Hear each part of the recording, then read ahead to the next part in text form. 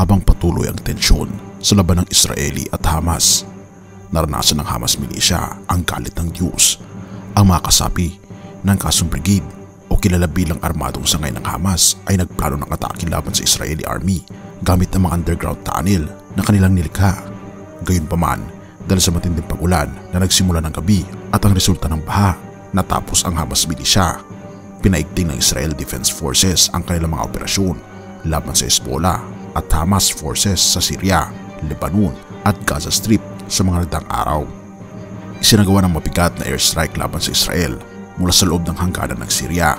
Bagaman marami sa mga pag-atake ay naipagtanggol ng Iron Dome air defense systems, may ilang missile na nakarating sa mga lugar kung saan naninirahan ang mga sibilyan.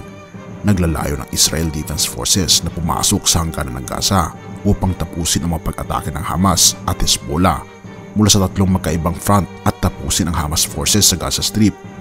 Sinubukan ng Israel Defense Forces na ilunsad ang operasyong ito sa lalong madaling panahon. Sa kabila ng planong ito, naudlot ang operasyong ito dahil sa masamang kondisyon ng panahon. Ang mga underground tunnels ng Hamas na ginagamit bilang daanan, deposito ng kagamitan at tahanan ay napuno ng tubig dahil sa malakas na ulan. Dahil dito hindi naggamit ang mga armas at kagamitan ng Hamas forces sa loob ng tunnel. Ang pangyayaring ito ay kinatuwa ng Israeli people at inuugma ito ng Hudyo sa bahagi ng plano ng Diyos. Samantalang patuloy ang tensyon sa pagitan ng Israel at Hamas, ang mga pahayagan ay nagbabahagi ng balita ukol sa ilalim ng ulo na divine justice has found its place. Sa kabila nito, umabot sa punto na nagiging usapin sa buong mundo ang mga huling pahayagan. Ang mga pahayag ng Iranian Foreign Ministry, lumalabas na ang hidwaan sa pagitan ng Israel at Iran ay nagdudulot ng oportunidad para sa Iran. Ang mga airstrike ng Israel sa military headquarters at production facilities sa loob ng Iranian borders ay nagresulta sa mas matinding tensyon sa pagitan ng Iran at Israel. Sa kabilang dako, umabot sa ibang antas ang hidwaan sa pagitan ng Israel at Syria matapos ang airstrike ng Israeli Army sa mga airport sa Damascus at Aleppo. Maraming missile ang ipinadala mula sa Syrian borders patungo sa Israeli territory. Isang kakaibang bahagi ng kaganapan ay ang di umano'y indirect involvement ng Russia sa giyera.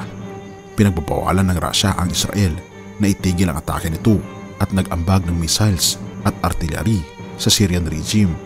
Nagkaroon ng hakbang mula sa Turkey kung saan mariin na tinutulan ang pagpapadala ng US aircraft carrier patungo sa Israel bilang isang tulong. Inanunsyo ng Turkish Naval Forces na gaganapin nila ang pagsasanay sa Eastern Mediterranean. Ang hakbang na ito ay tila isang paraan ng Turkey na magparamdam ng kakayahan laban sa United States. Sa kabuuan, patuloy ang pag-escalate ng tensyon sa rehiyon at nagdudulot ito ng pangamba sa buong mundo hinggil sa posibleng panganib ng iba't ibang bansa sa giyera. At tunay nga mga kaibigan, tila baga nakakatakot talaga ang mga pangyayaring ito.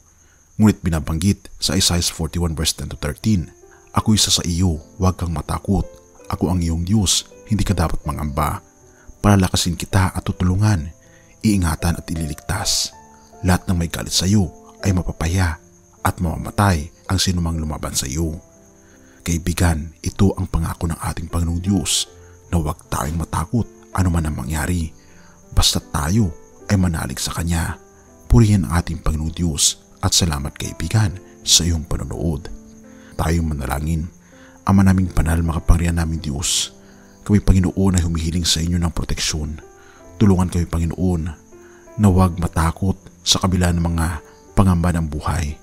Gabayan Panginoon ang mga nangyayaring tensyon ngayon sa rehiyon ng Israel, na nawa ito ay matapos na. Purihin ka o aming Panginoong Diyos at patawarin po kami sa lahat ng aming pagkukulang at pagkakasala, pagkat ito ay aming samot hiling sa matamis na pangalan ng aming Panginoong Hesus. Amen.